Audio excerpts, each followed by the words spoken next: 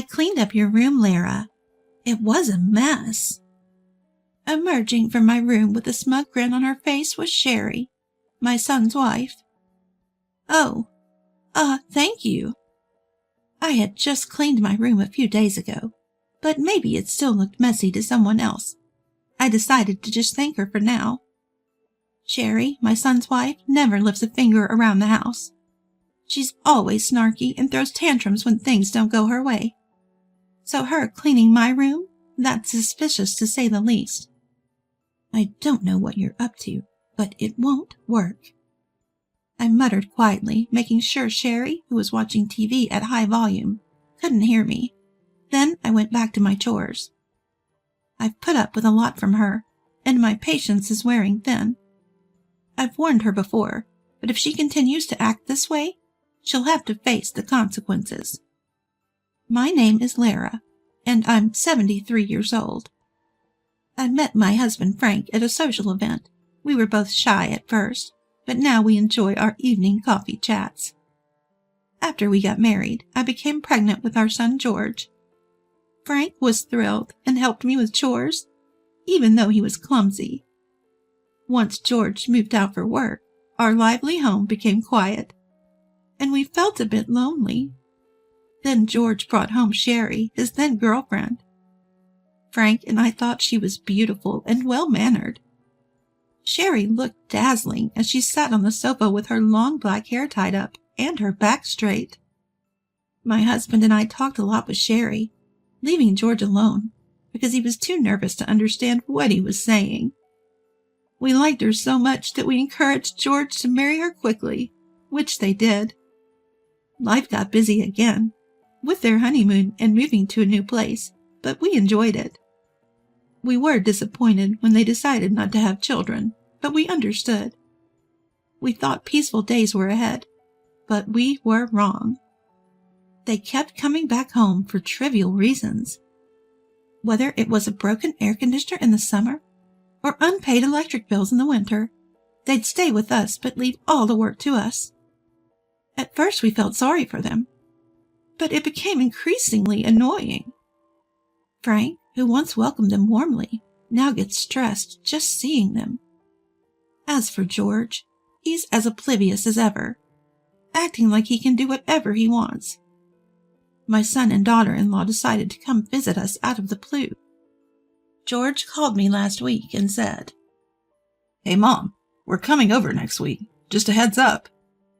Then he went radio silent, leaving me in the dark about when exactly they'd arrive. Then, just as suddenly, I got a message from Sherry saying, "We'll be there soon, so get ready."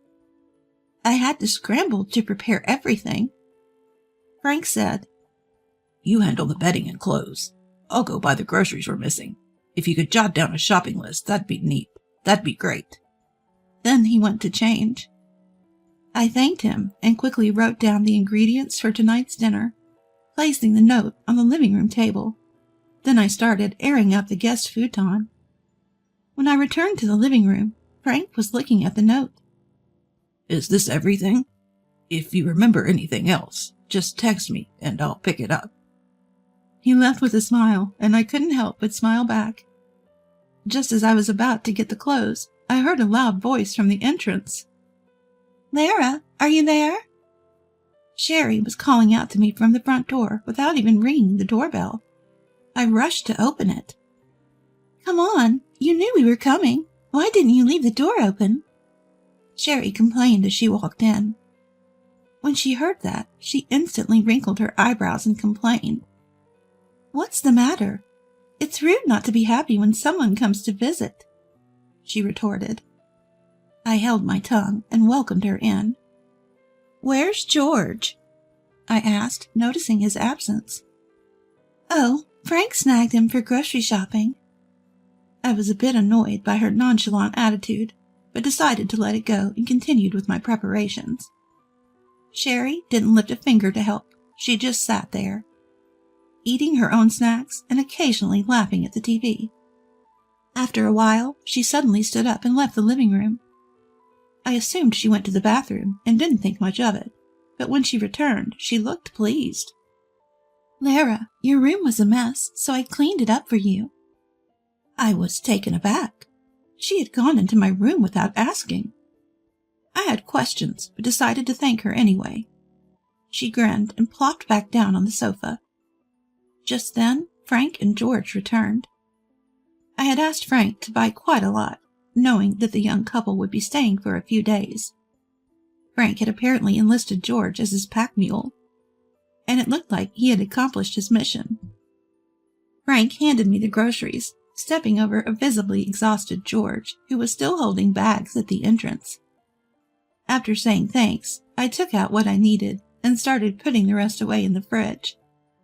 Hey, George, stop lounging and bring everything here.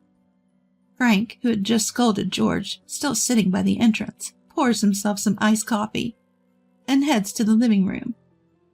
George looked a bit annoyed, eventually brings in all the bags in a few trips. Man, I'm beat. Mom, pour me some iced coffee, too. Do it yourself. Frank scolds George again for his whiny tone, but I prepare the coffee with a wry smile. Welcome back. Thank you. Dinner will be ready soon, so just wait a bit. All right. George says as he takes the iced coffee and heads to the living room. He sits next to Sherry and gulps down his drink. I continued preparing dinner, but Sherry doesn't offer to help. Not that I expected her to. In fact, I'd rather she didn't. She might mess something up. Eventually, dinner is ready, and we all eat. It's a simple spaghetti meal, but no complaints from George or Sherry, so it's all good. After dinner, the room had that relaxed post-meal atmosphere. Frank and the young couple are watching TV. No conversation, but that's better than the alternative. I leave the living room to get their change of clothes. On my way, I run into Frank, who's just come out of the shower. Should I offer George the shower first? I can go last. Oh, you've been out shopping. I can't make you wait. I enter the living room laughing, to find George dozing off. George, don't sleep here. Go take a shower. Stop nagging. George replies listlessly. I place his change of clothes on him and hand Sherry hers. Sherry takes the clothes, but quickly pushes them back with a frown. I like the ones I wore before. They weren't this flimsy. I'm taken aback by Sherry's complaint, but arguing would only escalate things. Oh, is that so? Wait a moment. As I go look for the other clothes, George, uninterested in the whole affair, yawns and heads to the shower. While searching, Frank pops his head in. Do you know where my golf balls are? Aren't they next to the closet where you usually hang your coat and bag? I can't find them. Puzzled, I watch Frank leave and then go to Sherry with new clothes. Ah, this is it. You get what you pay for. Yes, these clothes I bought when Sherry and I went shopping specifically for when they stay over. Sherry had insisted on something expensive, and I had given in. I'll shower next. I don't want to go after an old person.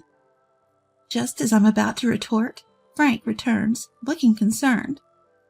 Still can't find them? Yeah. Sherry, do you know where the bag of golf balls next to the coat closet is? Frank, seemingly at a loss after searching everywhere, decided to ask around, not expecting much of an answer. What he got was a shock. I have no idea what you're talking about. Are you accusing me of stealing? That's terrible. How could you suspect me? Sherry's loud denial left me stunned. Frank tried to explain it was a misunderstanding, but an irate Sherry wouldn't hear it. George, freshly showered, returned, and we all tried to calm her down, but she stormed off to the shower room still in a bad mood. The living room fell silent, filled with tension. What just happened? George asked Frank, noting that it's rare for Sherry to be this flustered. But why did she really get so angry? I couldn't help but suspect Sherry based on her usual behavior. Come on, Dad, apologize. You're practically accusing her. Before I knew it, George and Frank were arguing. It took me quite a while to break it up. Just then, Sherry returned from her shower, making things even more complicated. Now Frank was the one being grilled by the young couple, but Frank didn't back down, especially when he scolded Sherry for her behavior today. She stormed off to the guest room. George continued to yell, blocking Frank, who tried to follow her. You keep blaming Sherry, but you haven't apologized for suspecting her. You never apologize. That's what I hate about you. Fed up, Frank muttered, "Do as you please," and returned to his room. The living room fell silent again. I sighed and headed for the shower. "I'm going to bed," George said curtly. Heading for the guest room, I stopped him. The guest futon smells musty, George. Sleep in my room. Sherry when Frank and George went shopping, and Sherry overreacting to Frank's words. It just seemed suspicious to me, so I started to think that she was planning something by saying she had cleaned my room.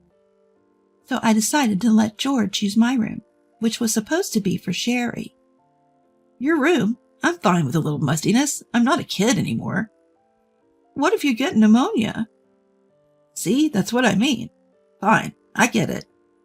George seemed annoyed, but gave in and headed to my room. I glanced at the guest room Sherry was using.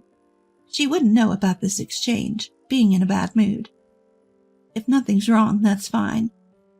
I planned to prepare the guest room for George tomorrow. George opened the door to my room and went in. "Whoa! What the?"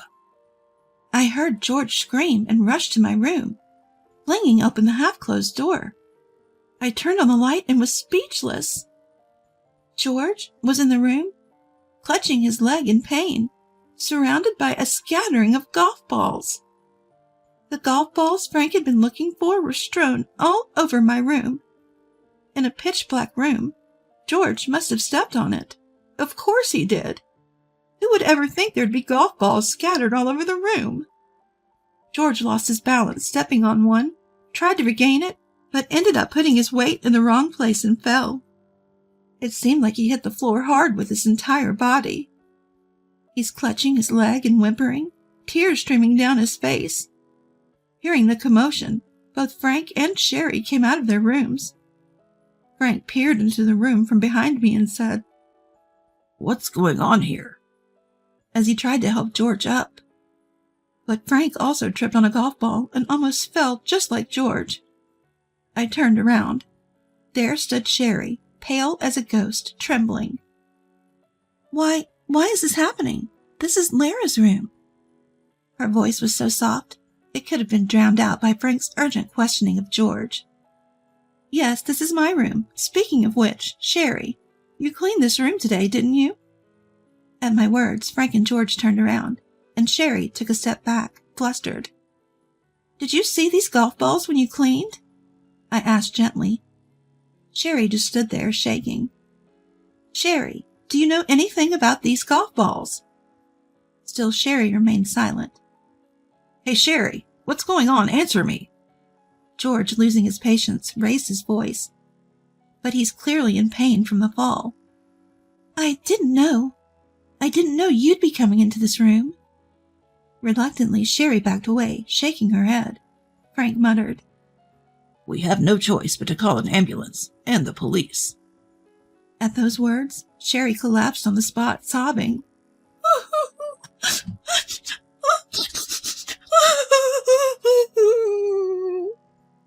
I immediately called an ambulance and the police and checked on George. He was sitting, clutching his leg, struggling to breathe, his face red with anger. He answered my questions, but his eyes were filled with anger toward Sherry. Eventually the ambulance arrived, and I accompanied George to the hospital.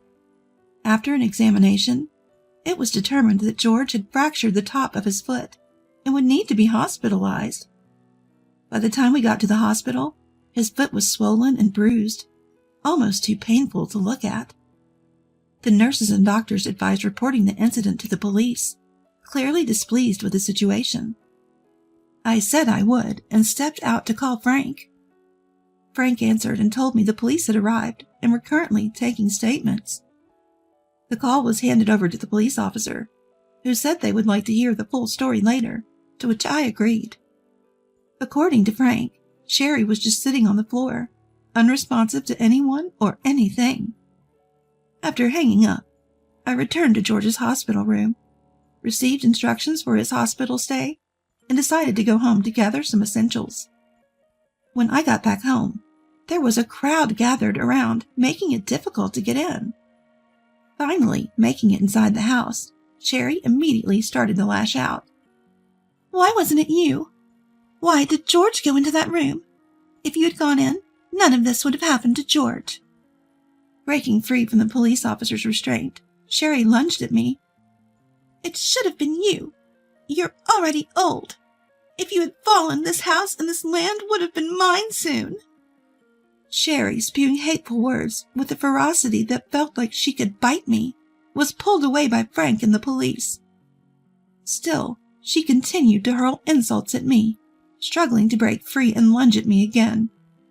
And then Sherry was finally arrested.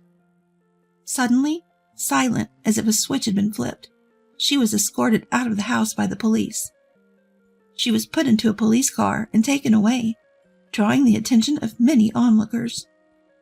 Left behind, Frank and I stood there, stunned, watching the whole sequence of events unfold. Snapped back to reality by the police officer, I briefly answered their questions, and then headed back to the hospital with the essentials George needed. When I got to the hospital room, no nurses or doctors were around. After hearing about the situation at home, George, who had forgotten about his severe injuries, started making a commotion. A nurse rushed in, and we managed to calm him down.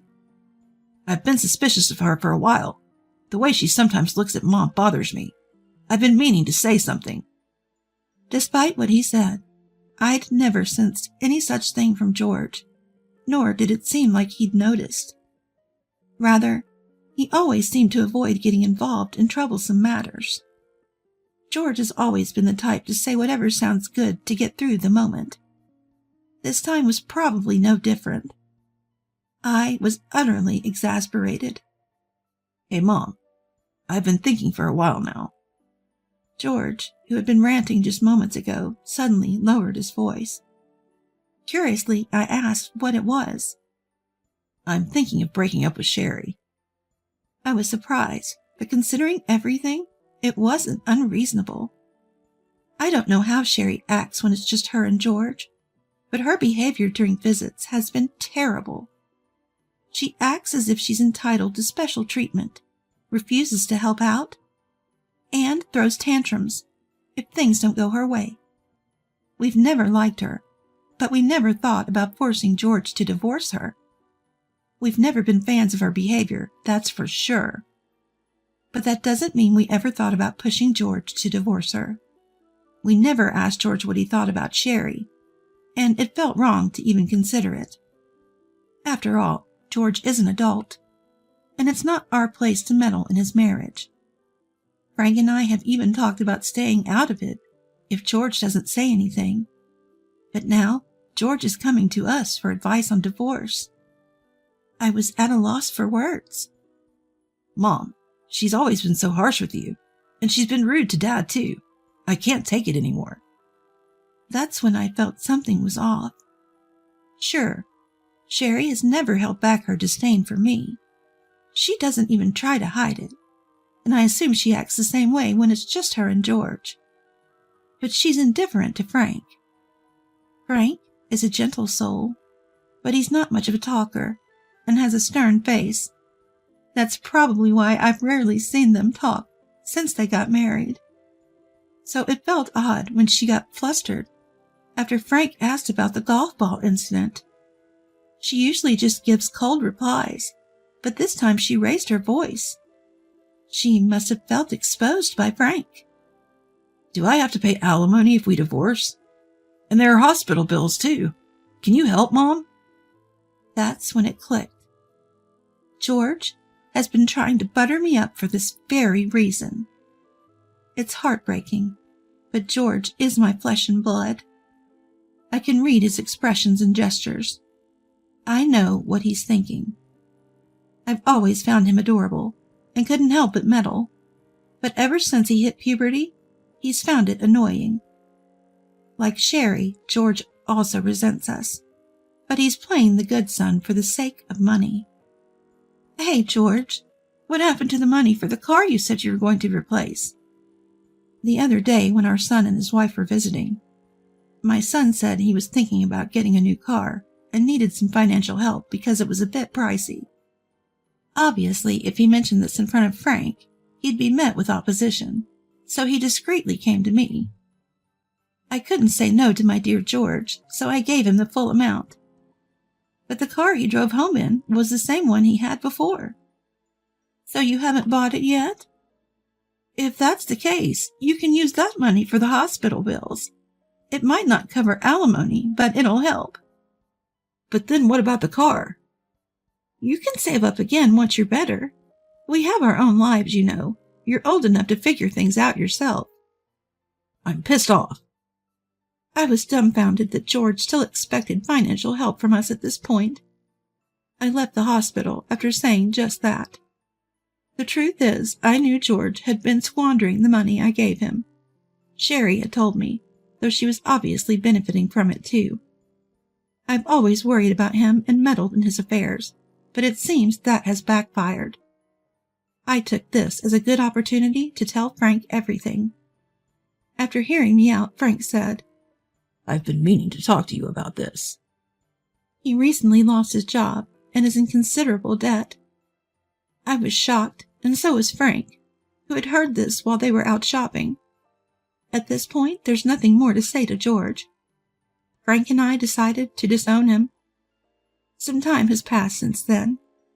Sherry is now in prison after being convicted in court, and it seems she divorced George before the trial began. But later I heard that it was Sherry who initiated the divorce. Apparently, they were both initially enjoying the money they'd gotten from me, but George started reducing Sherry's share until he stopped giving her any at all. That's why she did what she did in my room, thinking it would bring money her way. It's a terrifying thought. As for George, he seemed to cling to the idea of divorce once Sherry suggested it, and ultimately agreed.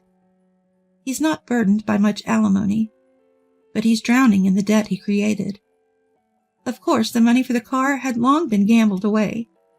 We covered his hospital bills, but he's working hard to pay off his other debts. It's a pathetic situation, but it's the result of his lifelong dependency. I hope he learns from this. As for Frank and me, the money we'd been giving George actually came from Frank.